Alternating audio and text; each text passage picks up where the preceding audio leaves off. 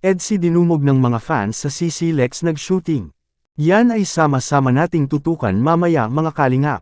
Pero bago ang lahat muling pagbabalik sa aking munting channel, Kuya Ers.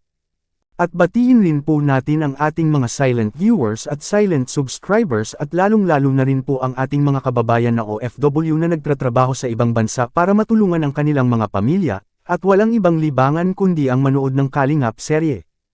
At syempre hindi rin natin malilimutan sa pagbati ang ating ama ng Kalingap, Kuya Val Santos Matubang, Idol Kalingap Rab, Ate Edna Vlogs, Ma'am Jackie Tapia Matubang at sa lahat ng ating mga kasamahan, ang Kalingap Reactor Partners, at Kalingap Charity Vlogger, nationwide.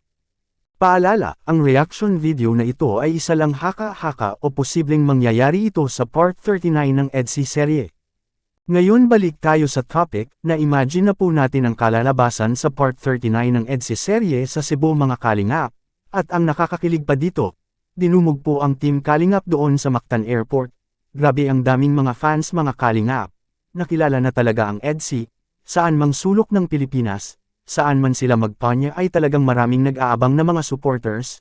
Makikita natin ang pahayag ni Idol Rab noong nag-leave po siya pagdating sa Cebu, makikita natin sa video. Yun, salamat po sa mga nagsalubong sa amin, nakakatuwa. Thank you so much po sa mga nagsalubong.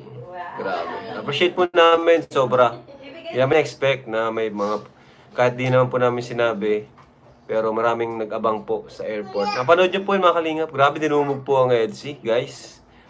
Grabe, si Biancy po. Narinig na po natin mga Kalingap, first time ng Team Kalingap sa Cebu. Grabe dinumog ng mga fans si VNC, ang daming nakakakilala ni VNC sa airport mga Kalingap. Kahit hindi pinapaalam nila Idol Rab na pupunta sila sa Cebu ay. Maraming mga fans ang sumuporta. Sanay nagustuhan niyo po ang ating panibagong update sa EDSI serye. At hanggang dito lang po muna, ang ating Kalingap Kuya Ers latest update ngayong araw mga Kalingap. Sanay lagi nating suportahan si Idol Rab at Kuya Val, sa kanilang mga vlog, dahil dito kinukuha ang mga gastusin tulad ng pabahay, allowance sa mga beneficiaries, pagkain, groceries, gamot at iba pa. At huwag rin kalimutang mag-like at subscribe at i-on ang notification bell for more updates. Maraming salamat po, mabuhay tayong lahat, to God be all the glory.